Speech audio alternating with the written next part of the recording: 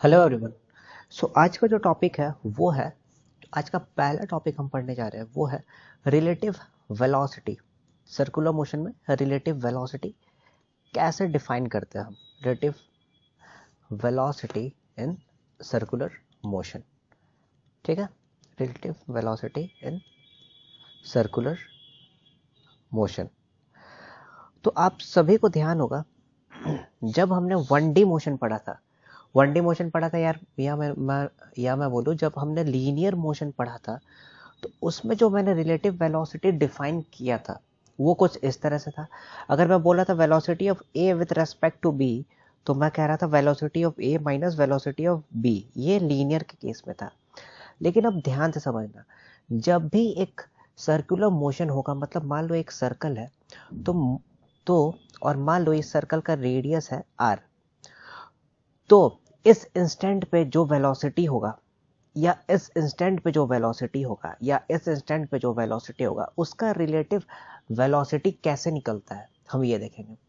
Right, linear में तो हमने देख लिया कि कोई भी एक स्ट्रेट पाथ है या एक स्ट्रेट मोशन हो रहा है उस पाथ पे, तो हम directly V A minus V B, that is velocity of A with respect to B, निकाल लेते थे। लेकिन इस केस में हम omega A B is equal to omega A minus omega B नहीं करेंगे। सबसे पहला point, the most important point, इस केस में हम वैसा नहीं करेंगे। इस केस में इस केस में जो रिलेटिव वेलोसिटी होता है उसका वैल्यू होता है, मान लो अगर मुझे फाइंड करना है omega of B with respect to A, that is angular velocity of B with respect to A, तो इसका वैल्यू होगा जो परपेंडिकुलर वेलोसिटी होगा ना, जो परपेंडिकुलर वेलोसिटी होगा इसका, डिवाइडेड बाई डी। जहां पे डी एक सेपरेशन है, जहां पे डी एक सेपरेशन है, तो मतलब अगर मैं टर्म्स में लिखूं तो इसका मतलब होगा जो perpendicular velocity, that is perpendicular velocity component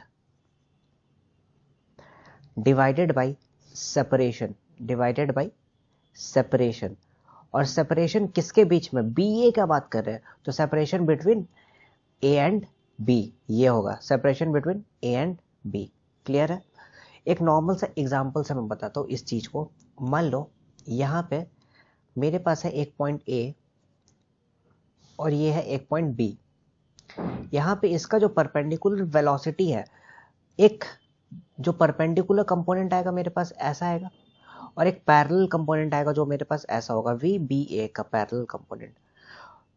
तो ए और बी का जो सेपरेशन मैंने बोला ये डी है, तो यहां से ये बात तो प्रूफ हो गया ना, जो अगर ओमेगा बी ए निकालूंगा B with respect to A, तो इसका जो वेलोसिटी आएगा परपेंडिकुलर कंपोनेंट बी है डिवाइडेड बाय सेपरेशन दोनों के बीच में जो डी था। तो यही बात तो मैंने बोला अभी, कुछ नहीं करना है, बहुत इजी है। वेलोसिटी का परपेंडिकुलर कंपोनेंट डिवाइडेड बाय जो भी सेपरेशन है, जो भी सेपरेशन है वो होगा। एक क्वेश्चन देखते हैं, समझ में आ जाएगा। मान लो हमारे पास क्वेश्चन है, मेरे पास जो क्वेश्चन है, मान लो 3 इधर चल रहा है और ए पॉइंट से 3 इधर चल रहा है, और इसका जो परपेंडिकुलर है यहाँ पे ये 12 है, ये 12। और यहाँ पे मान लो एक पॉइंट है बी, एक पॉइंट है बी जहाँ पे ये जो है ये 10 है, और ये जो है ये है मेरे पास 8 है, ये है 8। और ए से बीच का जो डिस्टेंस है ना वो डी है। मुझे फाइंड करना है, मुझे बता दो omega angular velocity of B with respect to A क्या होगा इस केस में।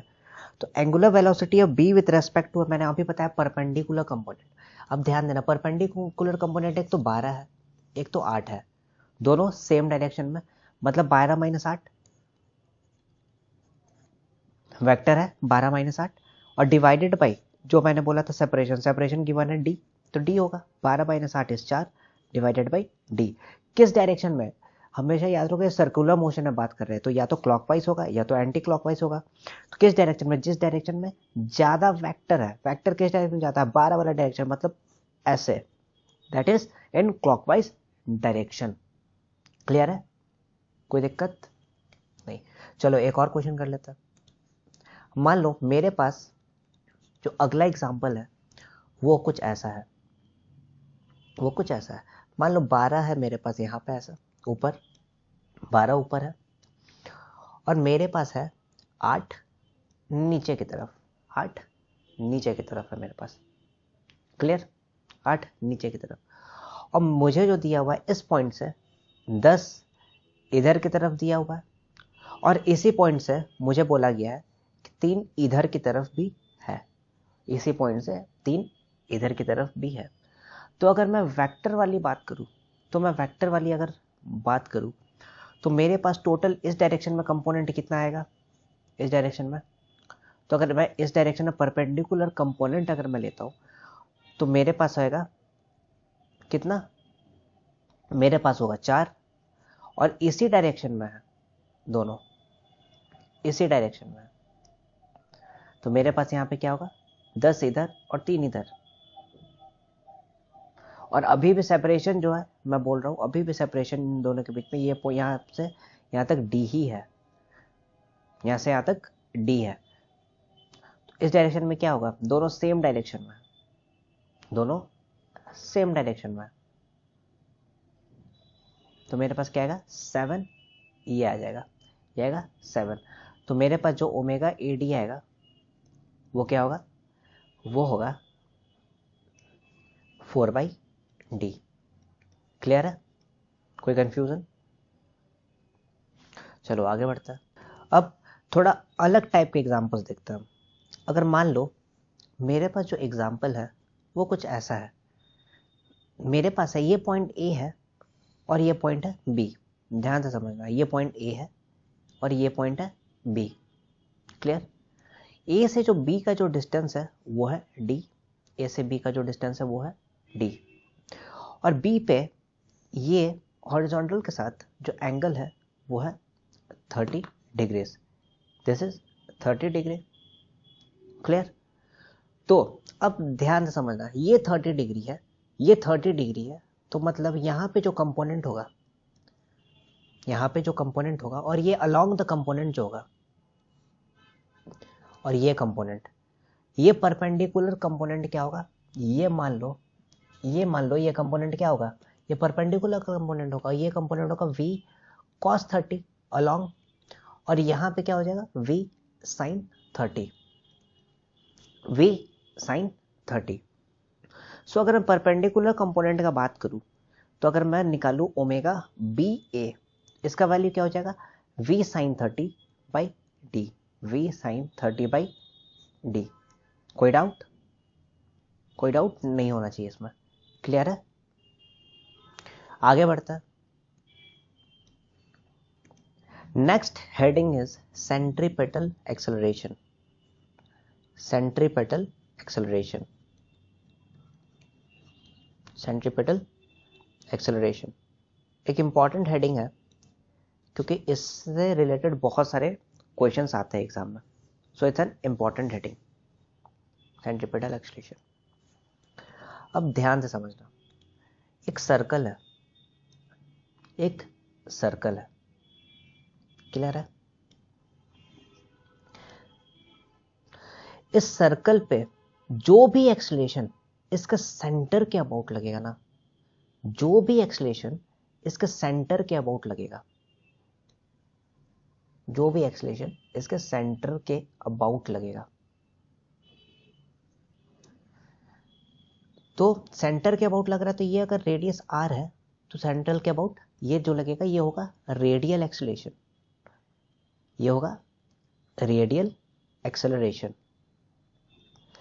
जिसका वैल्यू अगर मैं बोलता हूं तो रेडियल एक्सेलरेशन का वैल्यू होता है v²/r, v²/r।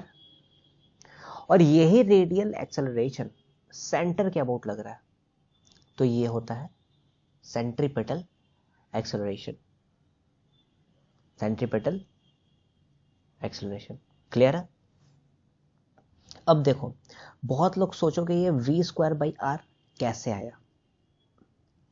ठीक है, तो एक बात, जब एक रेडियल कंपोनेंट है मेरे पास, रेडियल कंपोनेंट तो है ar, तो एक टेंजेंशियल एक्सेलरेशन का भी कंपोनेंट होगा मेरे पास। तो अगर कहीं पे भी रेडियल कंपोनेंट है मेरे पास तो एक टेंजेंशियल कंपोनेंट भी होगा, एक टेंजेंशियल कंपोनेंट भी होगा, दोनों कंपोनेंट होगा मेरे पास, रेडियल और टेंजेंट वाला कंपोनेंट। क्लियर है? अब देखो, अब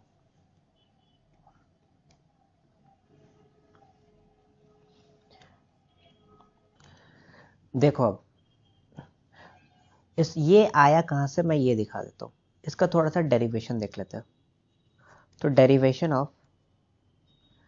derivation of V square by R आया कहां से, तुम लोग कहिए कहां से ये टपक गया। देखो, मान लो एक पार्टिकल है जो कि मूव कर रहा है एक सर्कल पे। जिसका रेडियस है r और पार्टिकल का वेलोसिटी है v। एक पॉइंट पे पार्टिकल यहां पे आ जाएगा जहां पे ये एंगल बनाएगा थीटा, और इसका वेलोसिटी उस टाइम कैसा रहेगा, उसका वेलोसिटी इस डायरेक्शन में रहेगा उस पार्टिकल का, और मान लो यहां पे ये रहेगा थीटा। क्लियर है? अब जो चेंज इन वेलोसिटी होगा, मतलब डेल्टा वी, वो क्या होगा, V final minus V initial. Change in velocity final minus initial. तो अगर मैं चेंज इन वेलोसिटी का मैग्नीट्यूड बोलूं तो वो होगा under root V F square plus V I square plus 2vf V I cos कितना, pi minus theta, 180 minus theta. Clear है? और अगर मैं फर्दर इसको इवेल्युएट करूं तो मेरे पास आएगा वी स्क्वायर, क्योंकि फाइनल पे भी वी है और वहां पे भी मैंने बोला कि वो वी है, तो V square plus 2v square cos pi minus theta is minus cos theta. ये आएगा ट्रिग्नोमेट्री। तो v square plus V square is what, 2v square plus 2v square, मतलब 2v square plus 2v square. तो 2v square अगर मैं common ले लूं तो मेरे पास आएगा 1 minus cos theta, 2v square 1 minus cos theta. तो अगर मैं इसको लिखूं तो मेरे पास होगा 2v square 1 minus cos theta को मैं क्या लिख सकता हूं, मैं इसको लिख सकता हूं 2 साइन स्क्वायर थीटा बाई 2, ये लिख सकता हूं मैं। और अगर मैं इसको रूट के बाहर निकालूं तो मेरे पास आएगा 2v sine theta by 2। Clear है? 2v sine theta by 2। और अगर मुझे एवरेज एक्सेलरेशन लिखना है तो मेरे पास, सबको पता है एवरेज एक्सेलरेशन क्या होता है, एवरेज एक्सेलरेशन होता है dv by dt, total vf minus vi, change in velocity with respect to time is average acceleration। Clear है? मतलब change in velocity with respect to time, delta t। Change in velocity अभी find किया बेटा हमने, 2v sine theta by 2 divided by delta t, time. Clear है?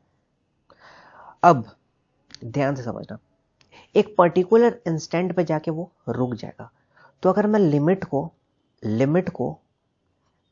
Delta T को tend कर सकता हूं जीरो की तरफ, क्योंकि एक पर्टिकुलर टाइम है जब घूमते वो टाइम जीरो हो जाएगा। इंस्टेंट, एक पर्टिकुलर इंस्टेंट पे, मतलब एक ठहरा हुआ जगह पे डेल्टा टी जीरो। किसको पे करूंगा, delta V by delta T पे, इसको जीरो करूंगा मैं। तो यहां से मेरे पास जो आएगा वो आएगा A is equals to limit, मैंने लगाया हुआ है delta T tending towards zero delta V by delta T, जहां से होगा मेरे पास limit delta T tending towards zero, ये हो जाएगा 2v sine theta by 2 divided by delta T. Clear है? अब जब a is equals to limit delta T tending towards zero, ये क्या हो जाएगा 2v sine theta by 2, 2v sine theta by 2, ध्यान समझना, ये जीरो हो जाएगा ये। तो अगर मैं टाइम जीरो करूंगा तो ये एक अनडिफाइंड क्वांटिटी हो जाएगा, तो ध्यान से समझना बात। तो अगर मैं इसको ये भी तो लिख सकता हूं ना, मैं 2v, मैं इसको ये भी लिख सकता हूं 2v साइन थीटा बाई 2, और बेटा ये कुछ नहीं, ये t है। t को अगर मैं लिखूं तो मैं बोल सकता हूं r इंटू थीटा, लिख सकता हूं मैं r थीटा। अब लिमिट जो होता है वो क्या होगा, अब लिमिट चेंज कहां पे होगा, लिमिट चेंज होगा अब जब t जीरो पे था, साइन सबको पता होगा एक लिमिट का फॉर्मूला होता है, लिमिट का एक फॉर्म होता है, limit when x tends to 0 sin x by x6 1, sin x by x का जो वैल्यू होता है वो होता है 1 होता है। क्लियर है? तो sin theta by 2, sin theta by 2 और थीटा मतलब ये ध्यान से समझो, ये थीटा बाई 2 है, ये क्या है, ये थीटा बाई 2 है, तो यहाँ थीटा है, तो मुझे इसको भी तो बाई 2 करना पड़ेगा ना, इसको भी बाई 2 करना पड़ेगा। इसको बाई 2 करने का मतलब मल्टीप्लाई डिवाइड करना पड़ेगा 2 से, और अगर मैं इसको मल्टीप्लाई डिवाइड करूंगा तो ये 2 हो जाएगा कैंसिल, और r है v बाई आर, और ये फॉर्म हो जाएगा sine x by x, that is ये वाला फॉर्म आप देख सकते हो, साइन थीटा बाई 2 और थीटा बाई 2 का वैल्यू हो जाएगा 1, और v फाइनल और इनिशियल का वैल्यू है, तो ये हो जाएगा v स्क्वायर बाई आर, और ये तो पूरा हो गया 1। तो यहाँ से हमें पता चला कि v स्क्वायर बाई आर।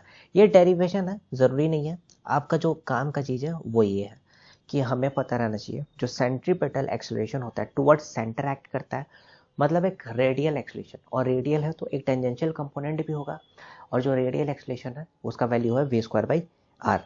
आगे बढ़ता है, नेक्स्ट है at t is equal to 0, जब भी टाइम 0 है तो सिर्फ ओनली रेडियल कंपोनेंट प्रेजेंट होगा, only radial component of acceleration is there, सिर्फ रेडियल कंपोनेंट ही होगा एक्सेलरेशन का, मतलब जो AR होगा उसका वैल्यू है a के बराबर, जो कि v स्क्वायर बाई आर। मैं ये बोल सकता हूँ AR है v स्क्वायर बाई आर के बराबर। क्लियर है? चलिए एक क्वेश्चन देखता है, पहला इजी क्वेश्चन से स्टार्ट करता है। मान लो एक सर्कल है जिसका मुझे गिवन है वेलोसिटी है 4 मीटर पर सेकेंड, रेडियस है 3 मीटर, मुझे फाइंड करना है AR, बहुत इजी क्वेश्चन है। तो मैं AR निकालूंगा, AR is equal to V square by R से, V square is 16 by R, मेरा AR निकल गया। ये AR किस पे होगा, ये AR होगा at t is equal to 0, और कभी मुझसे कह दिया गया कि अगर मुझे t इज इक्वल टू 1 पे फाइंड करना है तो कैसे निकालूंगा मैं, सिमिलर क्वेश्चन के लिए तो कैसे निकालूंगा मैं, तो t इज इक्वल टू 1 हो या t इज इक्वल टू 2 हो, तो वहां पे हो जाएगा टेंजेंशियल एक्सेलरेशन एक्ट करने लगेगा, जिसका वैल्यू होता है dv बाई dt, जो कि आएगा 0 के बराबर। ये इस पे ये ट्रिक है। क्लियर है बात? देखो आगे बढ़ता है, मान लो मेरे पास जो वेलोसिटी कंपोनेंट है क्वेश्चन में गिवन है vt है कुछ 3t square plus t plus 5, और रेडियस है 2 मीटर। फाइंड करो at एट 1 एंड 7। तो अगर मैं AR का वैल्यू बोलूं तो AR का वैल्यू होता है v square by R, AR का value v square by R है, जहाँ पे मैं सब्स्टिट्यूट कर दूंगा t का वैल्यू 1 और 7 की तरफ। लेकिन वही टेंजेंशियल अभी मैंने बताया, टेंजेंशियल फाइंड करना होगा तो वो होगा dv बाई dt, और जहाँ भी t का वैल्यू चाहिए उस t इज इक्वल टू 1 और t इज इक्वल टू 7 पे, ये हो जाएगा at का वैल्यू। क्लियर है? Next heading is dynamics of circular motion, dynamics of circular motion, dynamics of circular motion important heading है। अब इस हेडिंग से हमें समझ में आ रहा होगा जो भी सर्कुलर मोशन है उसमें क्या डायनामिक्स हो रहा है, मतलब अगर रोटेट हो रहा है उसमें हमें कितना फोर्स लग रहा है वो अगर देखना है तो कैसे फाइंड करेंगे, क्लियर है? तो यहाँ पे देखेंगे, इसमें जो इंपॉर्टेंट पार्ट ये है, जो हमने अभी तक न्यूटन्स लॉ ऑफ मोशन पढ़ा है उसका यूज करेंगे हम यहाँ पे। क्लियर है? उसका यूज करेंगे। अब ध्यान से समझना, पहले इसको पढ़ने के पहले ये सर्कल था, मैंने बोला यहाँ पे अगर कोई भी एक्सलेशन लग रहा है इस डायरेक्शन में टूवर्ड्स द सेंटर, तो मैंने कहा उस एक्सलेशन का वैल्यू है v स्क्वायर बाई आर, अब सबको पता है जो फोर्स होता है वो होता है मास इनटू एक्सीलरेशन। तो फोर्स का वैल्यू यहां पे क्या हो जाएगा, फोर्स होगा M V square by R. Clear, clear है। जहां पे मैं ये बोल सकता हूँ ना एम, ये है रेडियल कंपोनेंट एक्सीलरेशन का, क्योंकि सेंटर की तरफ लग रहा है तो रेडियल कंपोनेंट एक्सीलरेशन का। इस फोर्स को जो सेंटर की तरफ एक्ट करता है, हम इस फोर्स को बोलते हैं, ये होता है सेंट्रीपेटल फोर्स। सेंट्रीपेटल एक्सीलरेशन को जो फोर्स लगता है वो होता है सेंट्रीपेटल फोर्स। क्लियर है। अब डायनामिक्स सॉल्व करने के लिए हम दो चीज बहुत ध्यान में लेते हैं।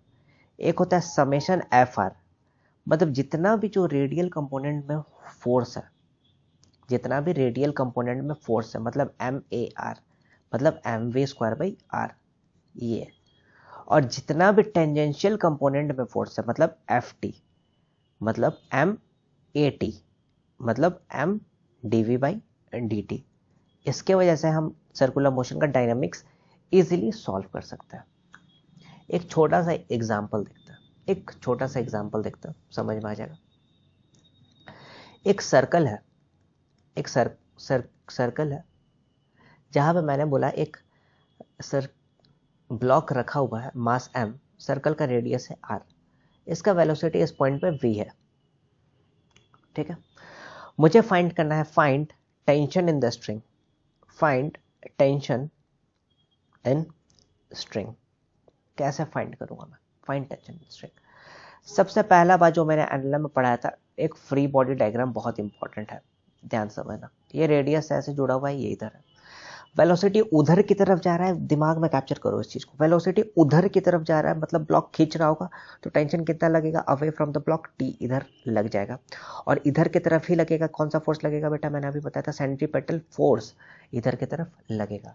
तो अगर मैंने बोला T is equal to mass into acceleration, कितना, रेडियल एक्सेलरेशन, मतलब T is equal to M V square by R, खत्म। क्लियर है, कोई डाउट नहीं है। चलो दूसरा क्वेश्चन देखते हैं। एक सर्कल है अभी भी ऐसा, थोड़ा सा क्वेश्चन को ट्विस्ट करता हूं मैं। सर्कल है ऐसा, इस सर्कल से सेंटर से ना एक स्प्रिंग गया हुआ है, एक स्प्रिंग है जिसपे एक ब्लॉक अटैच्ड है मास m का। मैं क्या कर रहा हूं, इस ब्लॉक को डिस्प्लेस कर रहा हूं एक्स पोजीशन से, थोड़ा सा सर्कल थोड़ा सा इधर ले आया मैं ब्लॉक को। और ये जो है नॉर्मल लेंथ जो इसका है वो है एल नॉट, नॉर्मल लेंथ है एल नॉट। मुझे फाइंड करना है, फाइंड एक्स, जहां पे मुझे बोला गया कि जो सर्कुलर एंगुलर वेलोसिटी है वो है कांस्टेंट। बहुत इजी है। ये ब्लॉक है एम, एफबीटी ध्यान से समझना। इसको मैं इधर की तरफ खींच रहा हूं, इधर की तरफ, तो फोर्स लगेगा इधर की तरफ। कौन सा फोर्स लगेगा, स्प्रिंग फोर्स लगेगा के एक्स। स्प्रिंग फोर्स किसके बराबर होगा, सर्कुलर मोशन है टुवर्ड्स द सेंटर के बराबर, मतलब M B square by R. लेकिन क्या आर का वैल्यू कितना होगा, L naught by L naught plus X. Clear है, ये होगा इसका आंसर। क्लियर है, एनएलएम पढ़ने के बाद देखो कितना सिंपल हो गया है ये। Clear. Next is horizontal circle, next is horizontal circle. Horizontal circle ध्यान से समझना, हॉरिजॉन्टल सर्कल कैसा होता है। कोन देखा होगा सबने, एक कोन मान लो,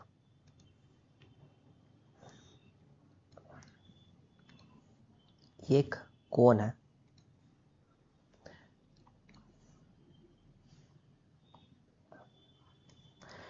सर्कल है जिसका रेडियस है आर,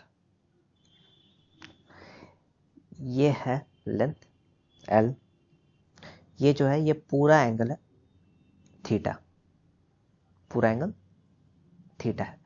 यहां पे एक मास है एम, मास है, तो नीचे की तरफ क्या लग रहा होगा, नीचे की तरफ लग रहा होगा एम जी, और इधर की तरफ क्या लग रहा होगा, ये स्ट्रिंग है जिसे अटैच्ड है ये, तो इस तरफ लग रहा होगा टेंशन टी।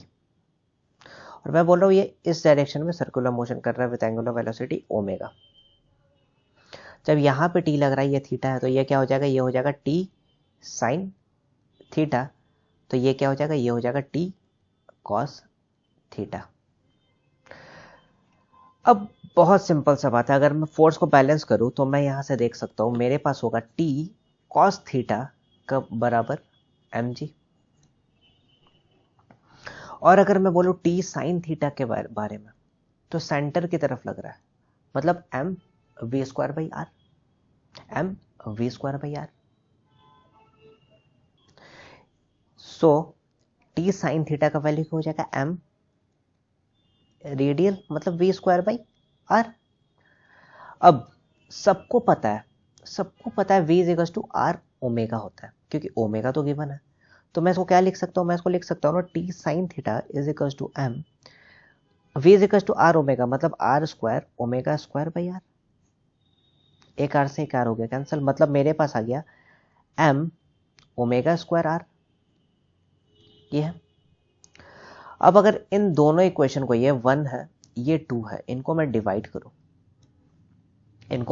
करूं तो साइन बाई कॉस सबको पता है 10 है, मतलब अगर मैं 2/1 करूं तो मेरे पास क्या आ जाएगा, मेरे पास आ जाएगा tan theta, sine by cos, T से टी हो गया कैंसिल, साइन बाई कॉस है tan theta is equals to omega square, M से एम भी कैंसिल हो जाएगा, आर बाई जी, ये रिलेशन आ गया मेरे पास।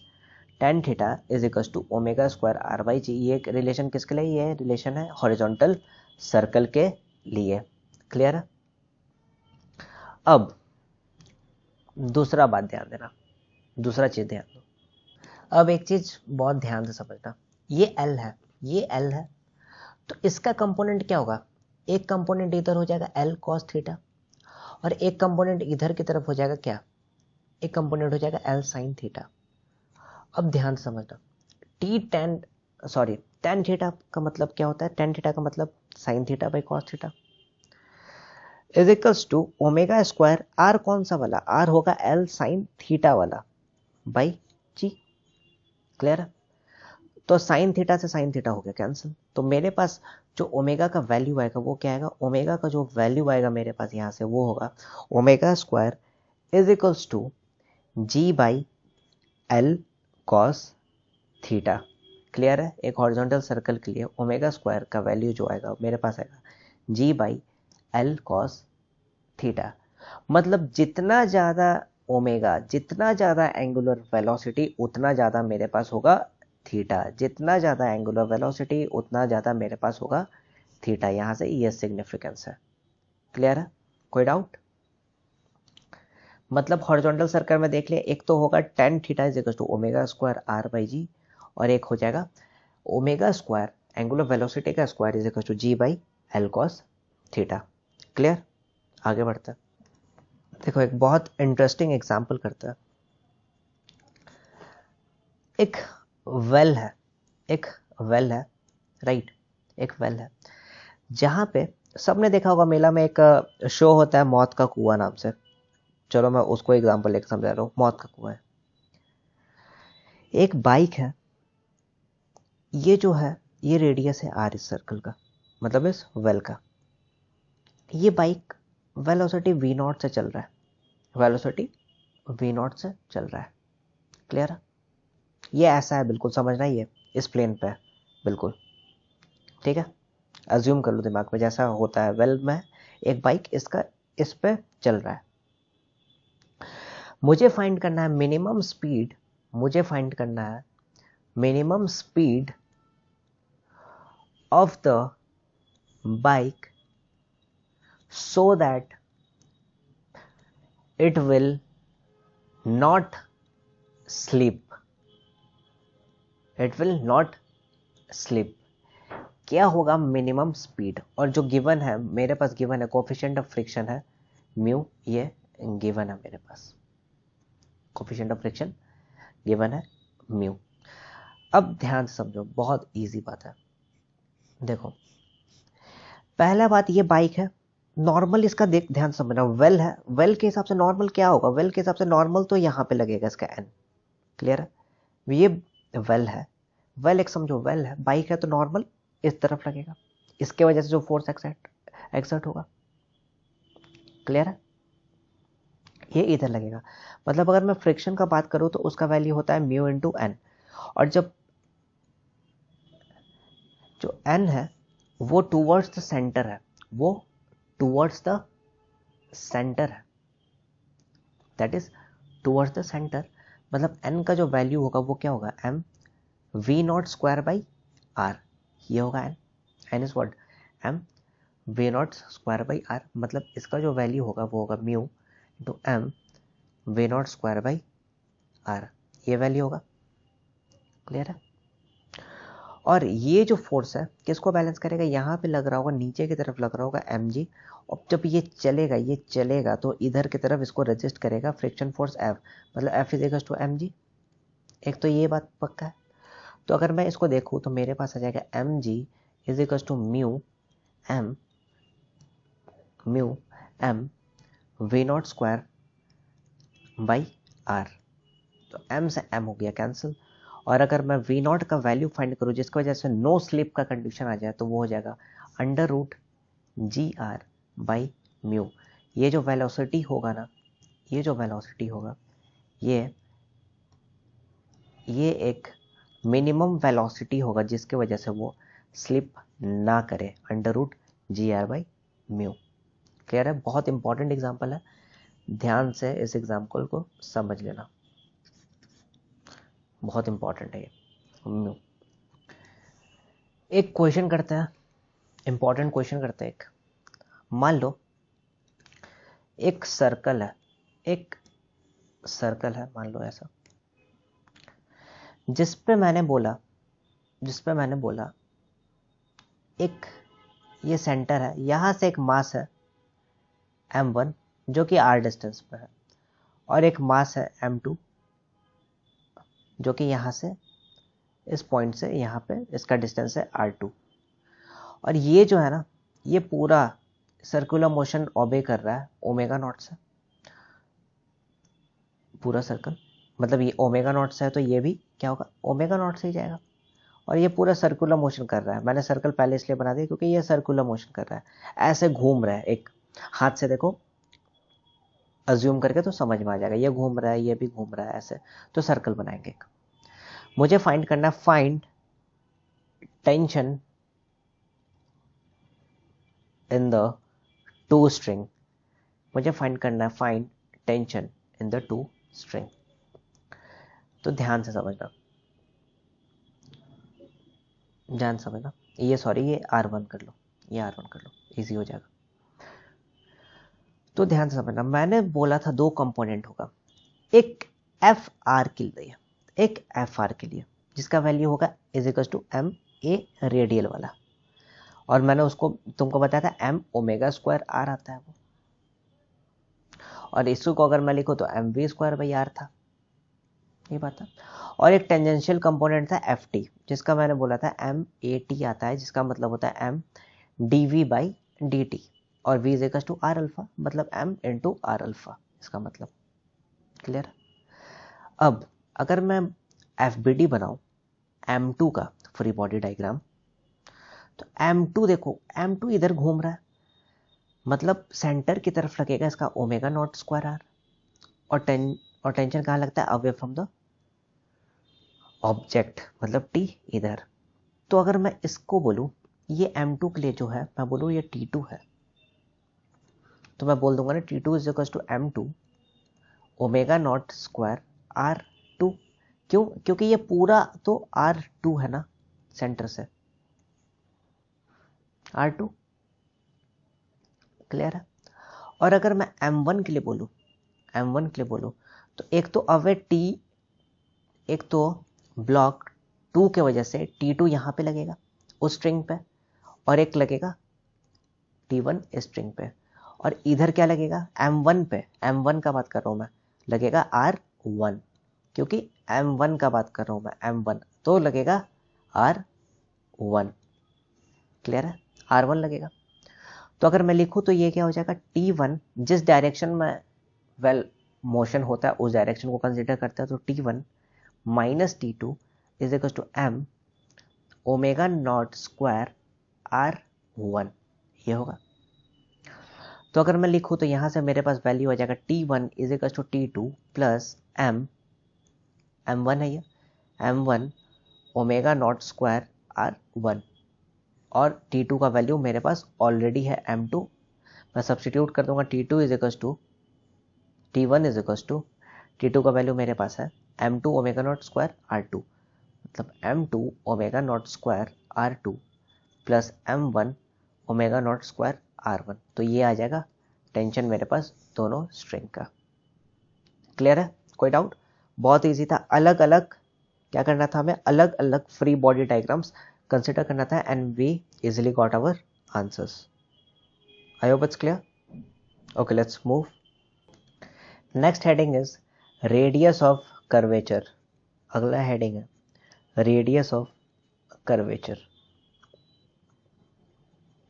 ध्यान से समझना क्या होता है ये। मान लो एक पॉइंट है, यहाँ पे एक पॉइंट है, मैंने बोला इस पॉइंट पे ये ऑब्जेक्ट इधर v1 से जा रहा है जिसका एक्सेलरेशन यहाँ पे है ac1, और सिमिलरली एक ऐसा ही पॉइंट है यहाँ पे जिसको मैंने बोला ये इधर v2 से जा रहा है और इसका एक्सेलरेशन है यहाँ पे ac2। तो ध्यान से समझना, इसके वजह से जो भी सर्कल फॉर्म होगा, और इसके वजह से भी जो भी सर्कल फॉर्म होगा, और इसका जो रेडियस होगा ना, मान लो R1, इसका जो मान लो ये होगा R2, ये होता है रेडियस ऑफ कर्वेचर। मान लो ये बनेगा एक कर्व ऐसा। समझ में आया बात? जो भी रेडियस बन रहा है एक पर्टिकुलर कर्व पे, उसको बोलेंगे रेडियस ऑफ कर्वेचर। इसका जो फॉर्मूला होता है वो होता है स्पीड का स्क्वायर, जो भी स्पीड है उसका स्क्वायर करते हैं divided by normal acceleration. Radius of curvature find करना है तो स्पीड का स्क्वायर करते हैं डिवाइडेड बाय नॉर्मल एक्सेलरेशन। मतलब अगर मुझे फाइंड करना है यहाँ पे इस वाले में रेडियस ऑफ कर्वेचर, तो मैं बोलूँगा R1 को जो वैल्यू होगा वो होगा स्पीड का स्क्वायर, मतलब v1 का स्क्वायर बाय नॉर्मल एक्सेलरेशन, क्या हो जाएगा ac1। वैसे अगर इसके लिए फाइंड करूँ तो मेरे पास हो जाएगा R2 जो स्पीड का स्क्वायर मतलब v2 का square by ac2। Next heading is vertical circular motion. Vertical circular motion.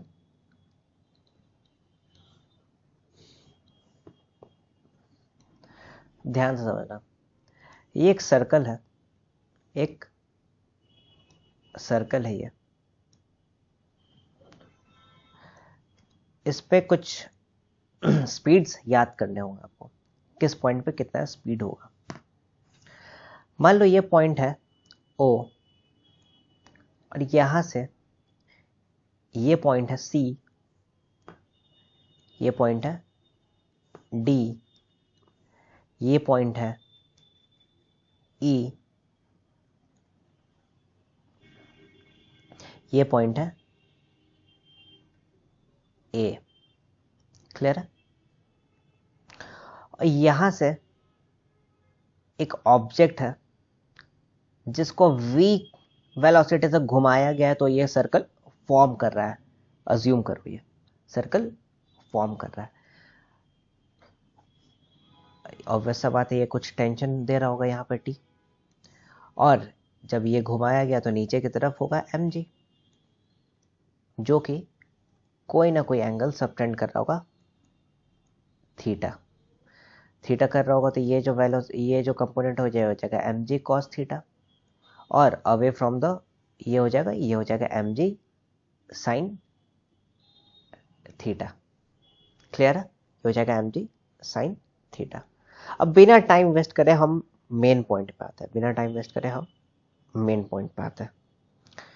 पहली बात, जब भी इसको सर्कल कंप्लीट करना होगा, पूरा वर्टिकल सर्कल कंप्लीट करना होगा, तो जो टेंशन होना चाहिए एट द टॉप पॉइंट वो 0 से बड़ा होना चाहिए। 0 नहीं हो सकता, 0 होगा तो कोई फोर्स नहीं होगा जिसके वजह से सर्कल कंप्लीट नहीं होगा। पहली बात तो ये है। मतलब अगर मैं टॉप मोस्ट पॉइंट का बात करूं तो मैं ये बोल सकता हूं कि जब भी इसको कंप्लीट करना होगा तो mg cos 180 degree plus mv²/r, क्योंकि सेंटर की तरफ ये बड़ा होना चाहिए 0 से, ये बड़ा होना चाहिए 0 से। cos 180 का वैल्यू होता है -1 और ये mg plus mv²/r greater than 0। तो जो v का वैल्यू होगा वो होना चाहिए ग्रेटर देन gr, अगर इसको सर्कल कंप्लीट करना है तो यहाँ पे जो v का वैल्यू होना चाहिए वो होना चाहिए ग्रेटर देन gr। क्लियर है? अब जब यहां पर ग्रेटर देन gr है, यहां पे ग्रेटर देन gr है, अब e के लिए बात करते हैं। अब e के लिए बात करते हैं। e पे अगर मैं लगाऊं, अगर मैं बोलूं एनर्जी कंजर्वेशन लगा दो, अगर मैं E को बोलूं हाफ, ध्यान से समझना, हाफ m, ये स्पीड से आ रहा होगा मतलब √gr² प्लस एक पोटेंशियल mgh मतलब mg इंटू आर, दूसरा स्पीड में चेंज हो रहा होगा मतलब हाफ m v, कौन सा स्पीड में चेंज हो रहा होगा? E का स्क्वायर। तो मेरे पास जो v e का वैल्यू आएगा वो होगा √3gr, √3gr। तो यहाँ पे जो स्पीड होगा दैट विल बी √3gr। और यहाँ पे अगर √3gr है तो यहाँ पे जब चल के जाएगा, यहाँ पे चल के जाएगा और यहाँ पे हम देख सकते हैं ज्योमेट्री से सेम पॉइंट पे है, तो यहाँ पे भी वेलोसिटी ऑफ c पे भी क्या होगा? वेलोसिटी ऑफ c पे भी सेम स्पीड होगा जो कि होगा √3gr, √3gr। अब बात हुआ a पे क्या स्पीड होगा? a पे क्या स्पीड होगा? a पे भी अगर हम एनर्जी कंजर्वेशन लगाएंगे तो हमारे पास आएगा हाफ m, कौन सा स्पीड? √gr वाला ही ऊपर से जो आ रहा है इनिशियल, √gr² प्लस mg, इसके बाद क्या होगा? 2r होगा क्योंकि पूरा circle is equal to half mva²। तो अगर मैं va का बात निकालूं तो वो होगा √5gr। तो यहाँ पे क्या होगा? √5gr। क्लियर है? तो हमें स्पीड पता चल गया सारे पॉइंट्स पे। यहाँ पे √gr, यहाँ पे 3gr, यहाँ पे भी 3gr और यहाँ पे √5gr। क्लियर है? आगे बढ़ते हैं। इस पे एक नॉर्मल सा क्वेश्चन देखते हैं। मान लो एक ब्लॉक है, कोई इंक्लाइन पे रखा हुआ है जिसका हाइट h है, एक ब्लॉक रखा हुआ है m। क्लियर है? मुझे फाइंड करना है एक मिनिमम वैल्यू h का, मुझे फाइंड करना, find the minimum value of h for which the block of mass m will cover a complete circle. जब ये नीचे आया तो ये पूरा सर्कुलर पाथ पे कंप्लीट कर जाए। मुझे एक ऐसा वैल्यू फाइंड करना है।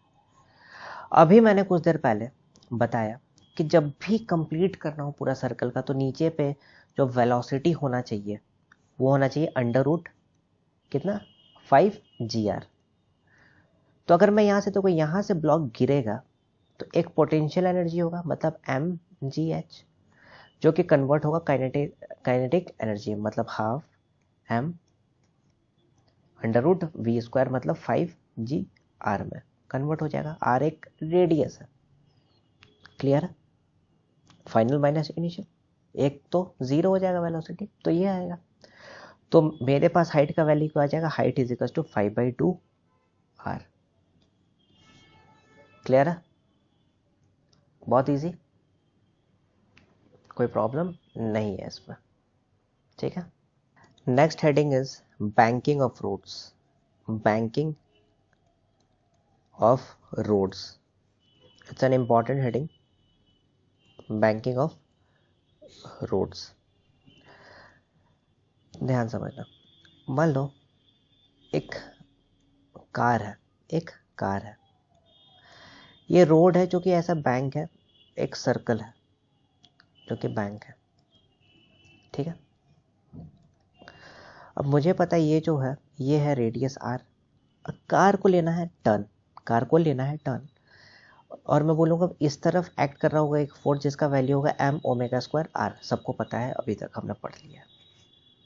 ठीक है, सबको पता है, तो ध्यान से समझना बात।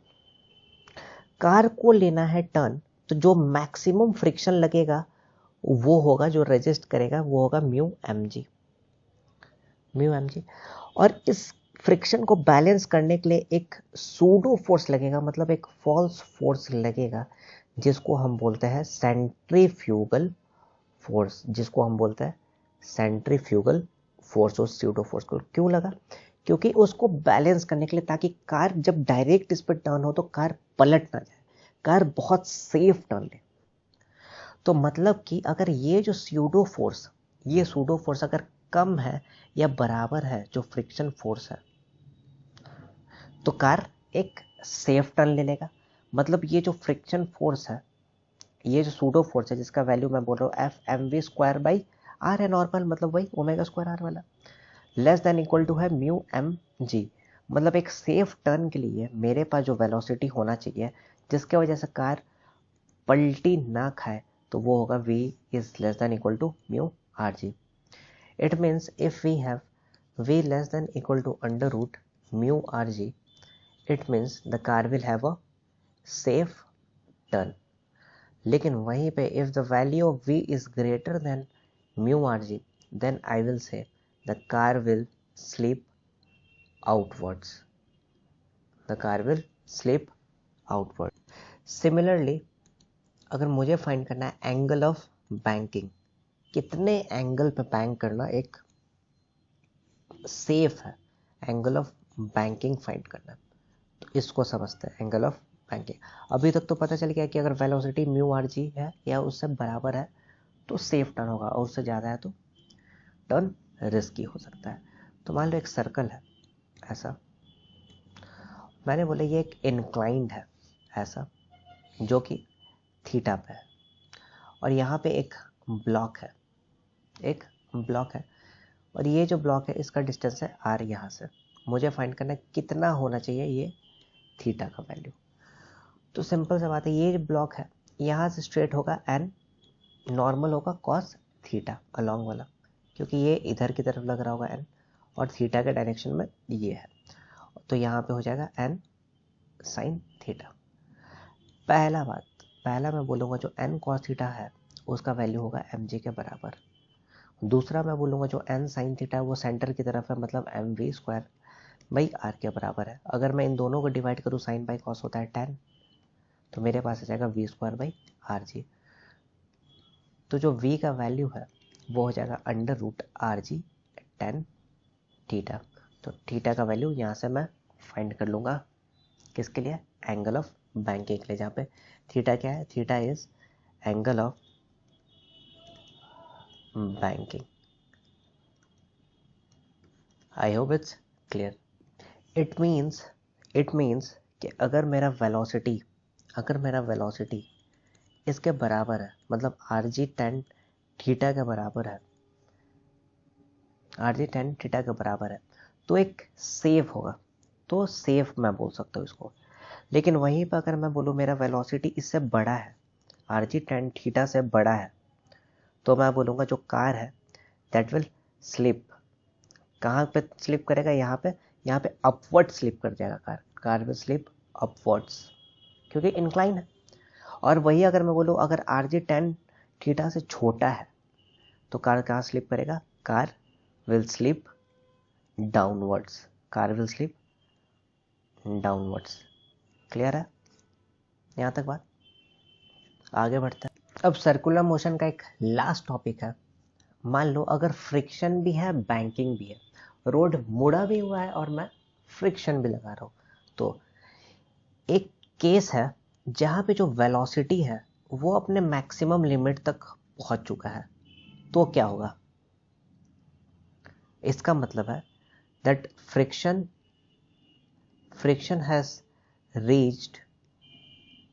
friction has reached to its maximum possible values, to its maximum possible value। तो क्या होगा? मतलब एक इंक्लाइन है, मान लो एक इंक्लाइन है मेरे पास और यहाँ पे एक ब्लॉक है, तो यहाँ पे तो लग रहा होगा n, मान लो ये थीटा पे था और यहाँ पे लग रहा होगा mg। तो ब्लॉक है और वैसा बात है सर्कुलर मोशन, तो यहाँ से कोई रेडियल डिस्टेंस होगा r, जहाँ पे मैंने बोला v is greater then v0, मतलब एक मैक्सिमम वैल्यू पे पहुंच चुका है। तो अगर मैं इसमें देखूं तो मैं एक तो बोल सकता हूं कि n का जो cos थीटा वाला कंपोनेंट होगा वो हो जाएगा mg, और ये इधर की तरफ है तो फ्रिक्शन लगेगा, इधर से सर्कल ये कंप्लीट कर रहा होगा तो फ्रिक्शन किधर लगेगा? फ्रिक्शन लगेगा इधर की तरफ f। तो ये हो जाएगा mg प्लस f मैक्सिमम है कौन सा कोऑर्डिनेट? साइन थीटा वाला, क्योंकि कंपोनेंट होगा। और n साइन थीटा वाला, n cos थीटा और n साइन थीटा दो कंपोनेंट होगा, तो n साइन थीटा वाला जो कंपोनेंट होगा वो किसके लिए होगा? Plus f max cos theta is equal to किसके बराबर होगा? M V square by R, जहाँ पे v तो है, v मैक्स के इक्वल है, और जो f मैक्स है वो क्या है? फ्रिक्शन होगा म्यू इंटू एन के बराबर।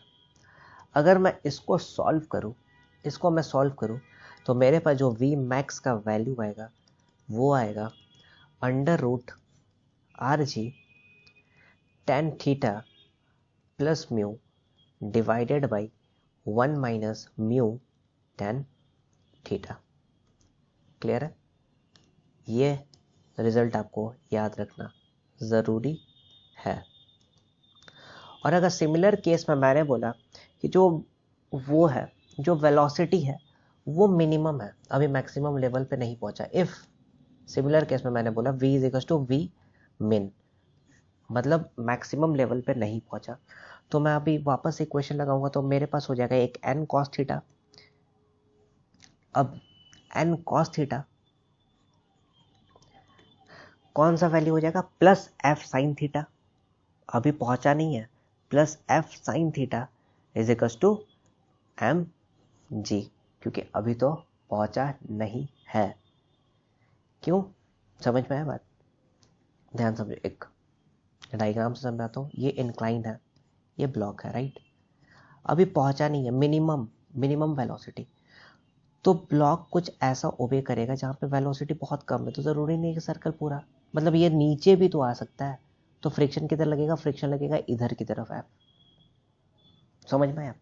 कंपोनेंट है ऐसे, इधर थीटा है, कंपोनेंट ले लेंगे तो एक तो ये आ जाएगा, और एक आएगा मेरे पास n sine theta minus f cos theta is equal to M V square by R, जब v is equal to V min है तो मेरे पास यहां से होगा f कौन सा वाला है? मैक्स वाला है, और एक तो f is equal to mu N तो है ही, तो मेरे पास यहां से जो v min का कंडीशन आएगा, v मिनिमम का जो कंडीशन आएगा वो आएगा under root R G tan theta minus mu divided by 1 प्लस म्यू टेन थीटा। तो यहाँ से मेरे पास दो कंडीशन आ गया, v min और v मैक्स का कंडीशन आ गया मेरे पास, तो दोनों कंडीशन मुझे पता चल गया। तो अगर वेलोसिटी v min से लेके v मैक्स के बीच में रहा तो कार का जो है सर्कुलर मोशन प्रॉपर होगा, car will undergo a proper circular motion, अगर ये कंडीशन है तो, मतलब without sleeping on bank road.